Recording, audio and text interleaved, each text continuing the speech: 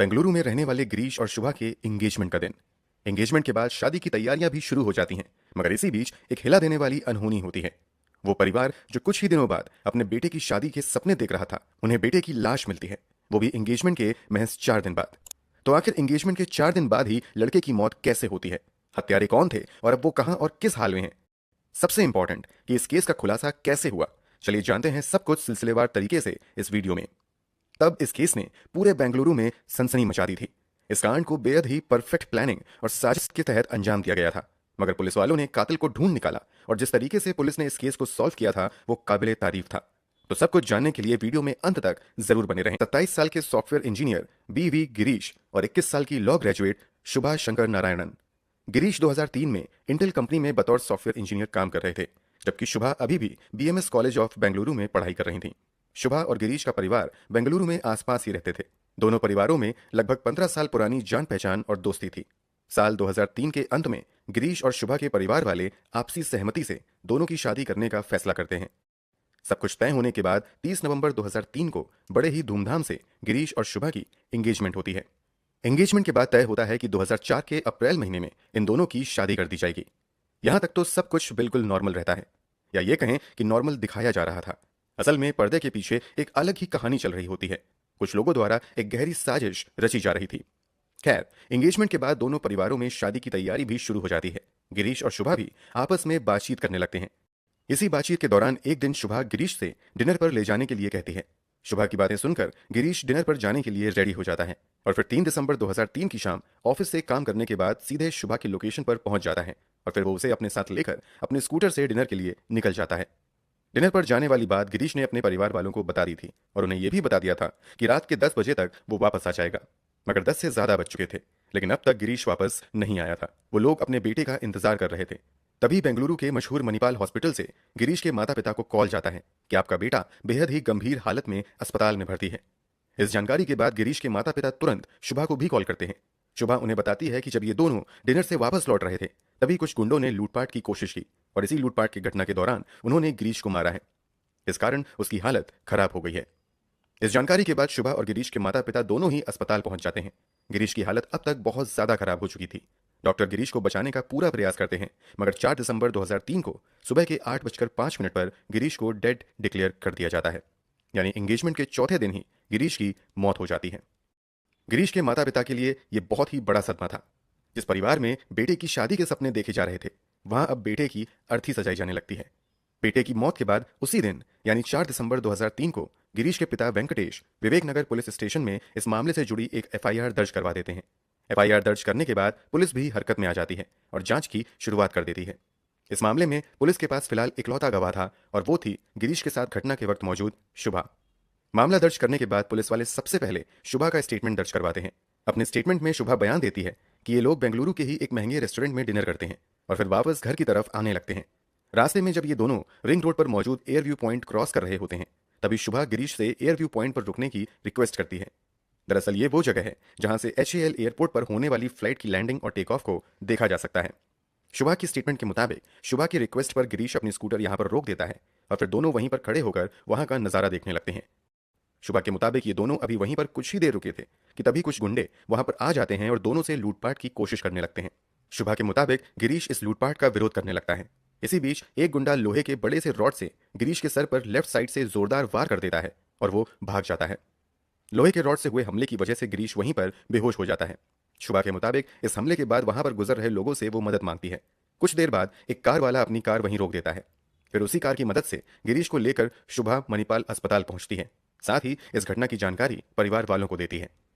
Police वालों को शुभा की इस स्टेटमेंट में कहीं से भी कोई झूठ नजर नहीं आती है। वैसे भी उन दोनों रिंग रोड के आसपास इस तरीके की लूटपाट की कई घटनाएं हो चुकी थीं, इसलिए पुलिस वालों को भी शुभा के स्टेटमेंट पर पूरा यकीन हो जाता है और लूटपाट के एंगल से ही इस केस की जांच आगे बढ़ती है। कई हफ्तों तक इस केस की जांच जारी रहती है, मगर पुलिस वालों को कहीं से कोई कामयाबी हाथ नहीं लगती है। इसी इन्वेस्टिगेशन के दौरान पुलिस वालों को जानकारी मिलती है कि गिरीश की मौत से 4 दिन पहले ही एंगेजमेंट हुई थी। अब मामले को और बारीकी से समझने के लिए पुलिस वाले गिरीश और शुभा की एंगेजमेंट का वीडियो देखने का फैसला करते हैं। इस एंगेजमेंट वीडियो को देखने के दौरान एक सीनियर पुलिस ऑफिसर नोटिस करते हैं कि पूरी वीडियो में शुभा कुछ ज्यादा ही गुमसुम और खोई खोई सी लग रही हैं।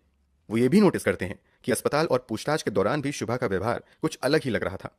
अजीब व्यवहार की वजह से पहली बार इस घटना में शक की सुई शुभा की तरफ जाती है। फिर भी पुलिस वाले जल्दबाजी में कुछ भी करने से पहले अपनी जांच का दायरा बढ़ाते हैं। 2003 के आसपास मोबाइल फोन आज की तरह कॉमन नहीं थे और तब किसी भी पुलिस जांच में अमूमन कॉल डिटेल्स या सीडीआर निकलवाने का भी चलन नहीं था। फिर भी पुलिस वाले इस केस को सॉल्व करने के लिए शुभा के कॉल डिटेल्स को जांचने का फैसला करते हैं। जब पुलिस वालों को शुभा की कॉल डिटेल्स मिलती हैं तो पता चलता है कि एक नंबर पर वो बहुत ज्यादा बात कर रही है।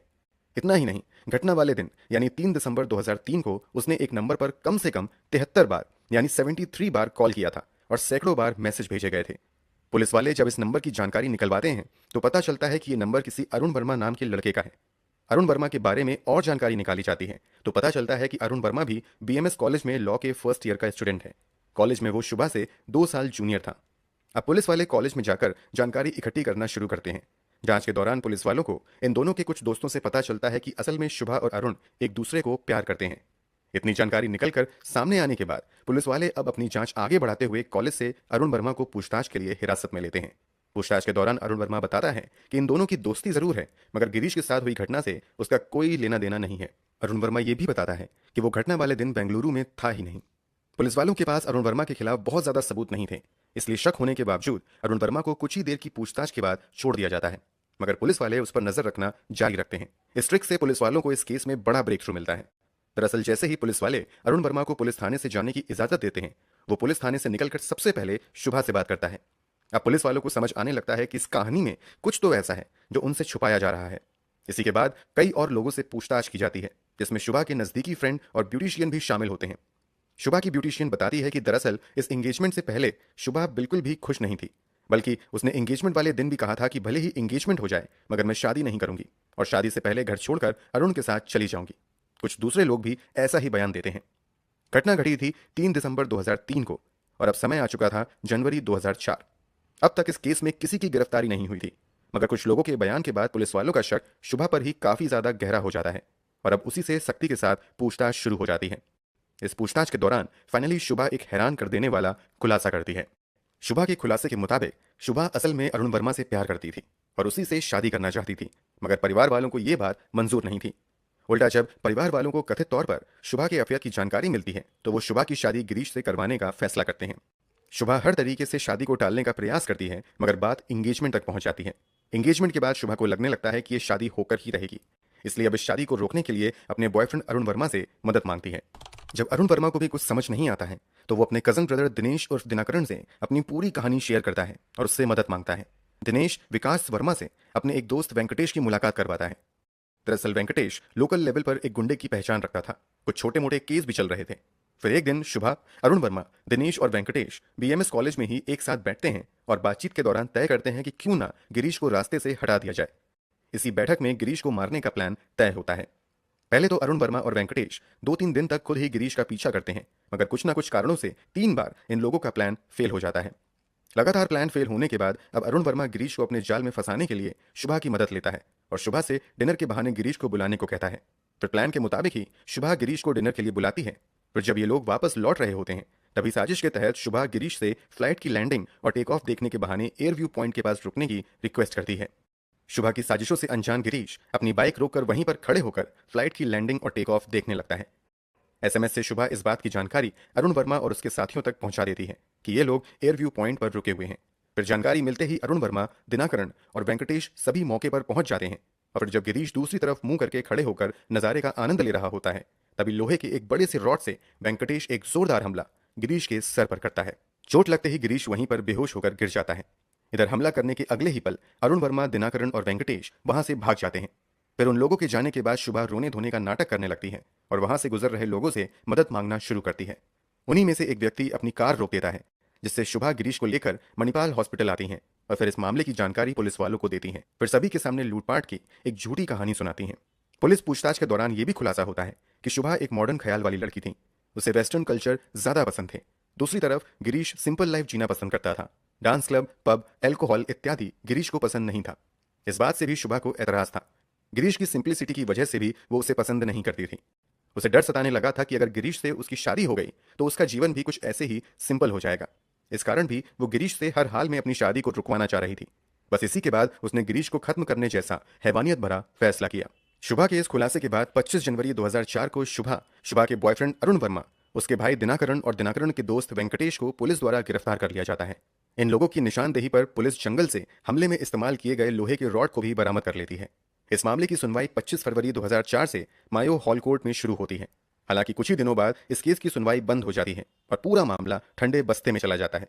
गिरीश के पिता अकेले बेटे को इंसाफ दिलाने की लड़ाई लड़ते रहते हैं, मगर 2-3 सालों तक इस केस में कोई सुनवाई नहीं होती है। इसी बीच 18 दिसंबर 2007 को अचानक हार्ट अटैक की वजह से गिरीश के पिता की भी दुखद मौत हो जाती है। गिरीश के पिता की मौत के बाद मीडिया में जुडिशरी की किरकिरी होती है। फिर 19 दिसंबर 2007 से इस केस की रेगुलर सुनवाई फास्ट ट्रैक कोर्ट में शुरू होती है। फिर 3 साल की लंबी सुनवाई के बाद जुलाई 2010 में गिरीश की हत्या की जुर्म में शुभा, अरुण वर्मा और 2 अन्य को उम्र कैद की सजा सुनाई जाती है। इन सभी पर 50-50 हजार का जुर्माना भी लगाया जाता है। निचली अदालत के इस फैसले के खिलाफ गिरीश के परिवार वाले और शुभा के पक्ष के वकील भी हाईकोर्ट में अपील करते हैं। गिरीश के परिवार वालों की मांग होती है कि सभी दोषियों को फांसी की सजा दी जाए, जबकि शुभा और अन्य दोषी सजा को चैलेंज करने के लिए हाईकोर्ट का दरवाजा खटखटाते हैं। कुछ ही महीनों की सुनवाई के बाद कर्नाटक हाईकोर्ट निचली अदालत द्वारा दिए गए उम्र कैद की सजा को बरकरार रखता है। चारों दोषियों को जेल भेज दिया जाता है। अब इस केस की मौजूदा स्थिति की बात करें तो वैसे तो सभी को उम्र कैद की सजा मिली थी, मगर जब शुभा 52 महीने जेल की सजा काट लेती हैं, तब 2014 में सुप्रीम कोर्ट द्वारा उसे बेल दे दी जाती है। फिलहाल शुभा जमानत पर बाहर हैं, जबकि बाकी दोषी अभी भी जेल की हवा